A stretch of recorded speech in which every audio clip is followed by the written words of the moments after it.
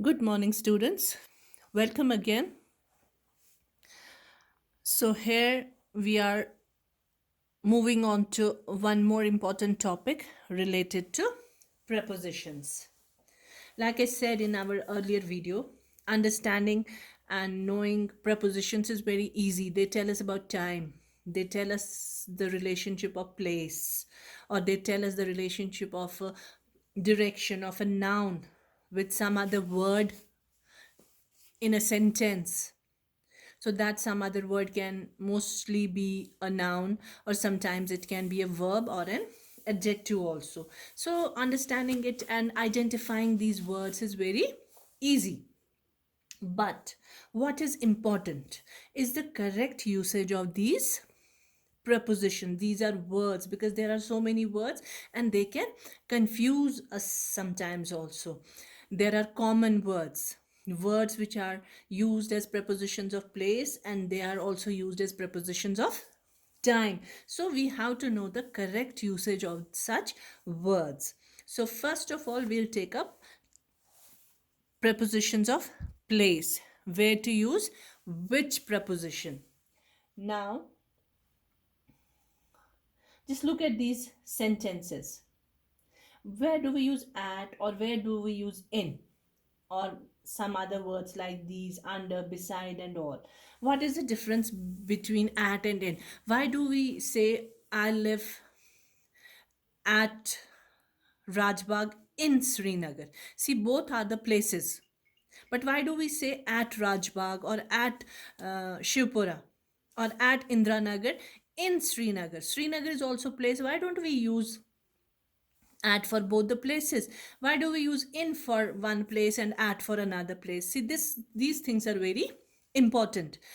So when we have a smaller place, when we are talking about two places, the smaller or the closest one where we are exactly living, there we use at. And where is that smaller place located?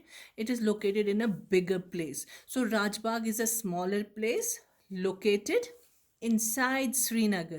That is why for exact spot or smaller place we use at, and for a bigger place we use in, because Rajbagh is in Srinagar. It is not Srinagar is in Rajbagh, but Rajbagh is a part of Srinagar only. That is why we say I live at Rajbagh in Srinagar. That means that Rajbagh is located in Srinagar. This is why we use it and how we use it. Now look at these pictures. These are very, some of them are quite simple.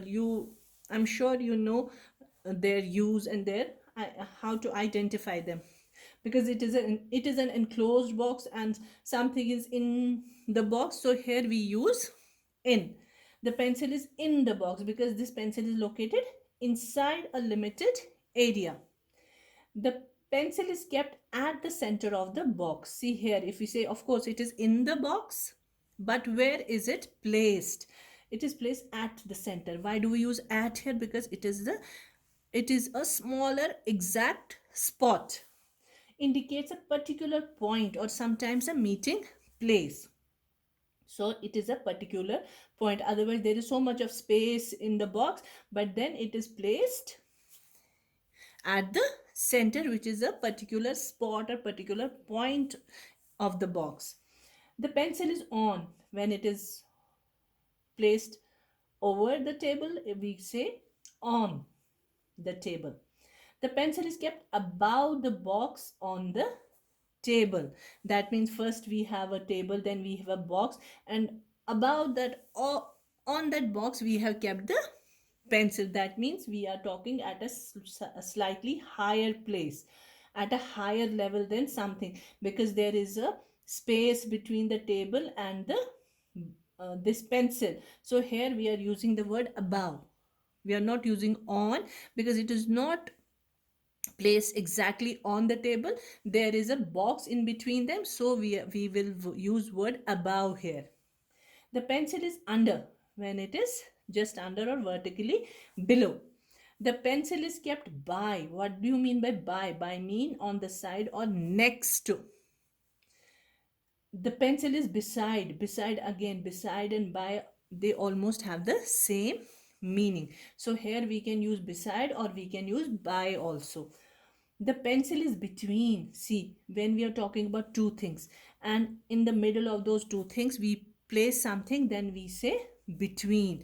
But if the number of things is more than two, then we can say among.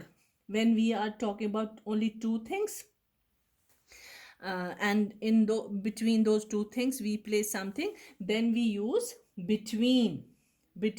But if there are more things, then we use among.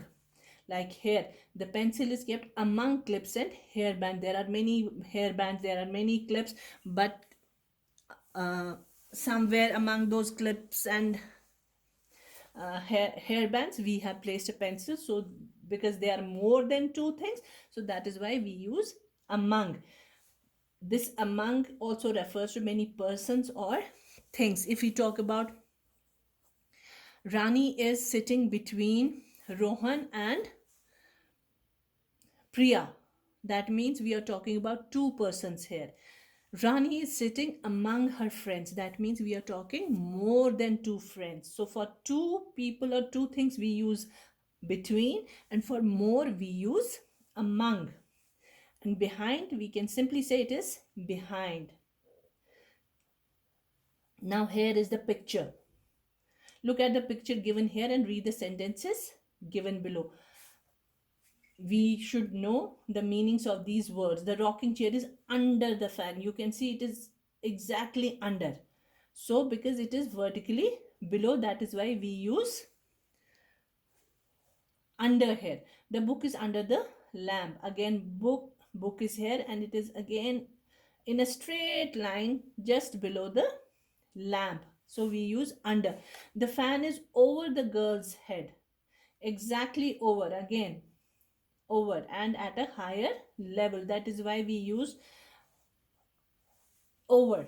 The curtain rod is above the window. See, here we have a small space between the window and the curtain rod, so we use, and it is at higher level, we use above. The window is below the painting at a lower level. The chair is beside, on the side of the table or at the side of the table.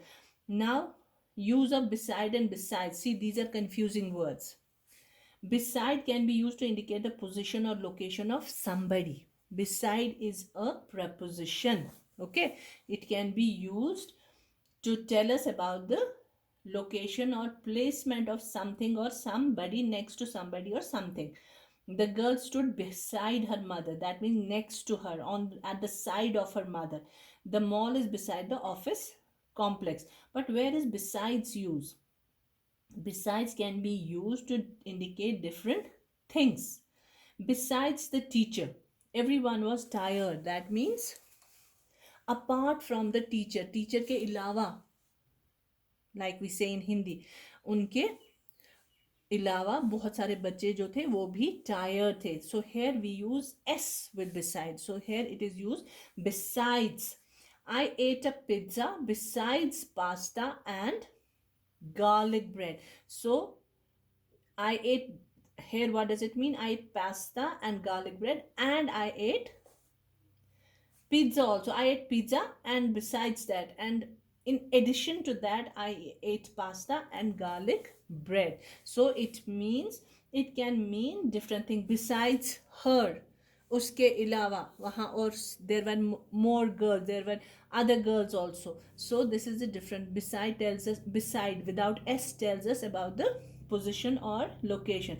But besides means when we are talking about one person, and in addition to that person we are talking about other things or other persons.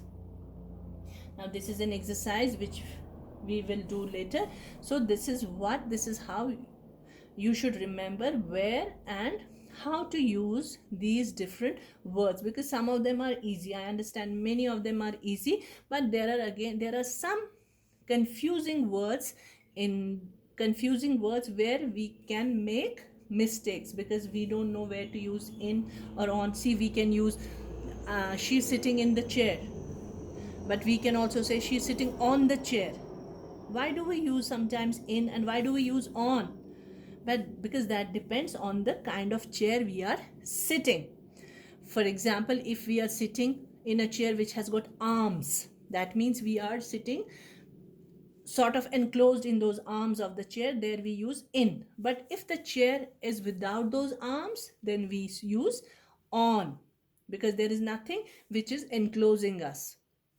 So we can use in and on depending on the kind of chair we are using. So this is, children, what is important, where to use in and where to use on. Why do we say I'm traveling on a bus? She's traveling on an airplane. Why do we say this? Because on, though we are inside that, why do we use on there? On the bus, on the airplane, why do we use? Because it is such a vehicle where we can also stand. See, these are simple rules or simple things which we have to understand. Why do we say on the bus and why do we say on the aeroplane and why do we say in the car?